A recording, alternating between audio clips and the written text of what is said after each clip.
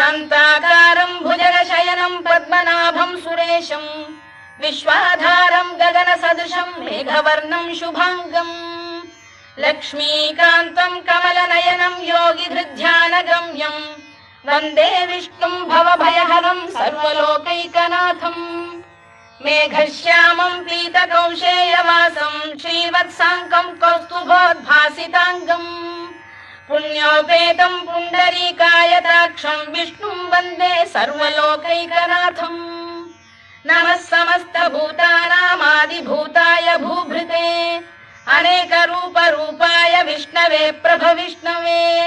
सशङ्खचक्रं सकिरीटकुण्डलं सपीतवस्त्रं सरसीरुहेक्षणं सहारवक्षस्थलशोभिकौस्तुभं नमामि विष्णुं शिरसा चतुर्भुजम् छायायां पारिजातस्य हेमसिंहासनोपरि आसीन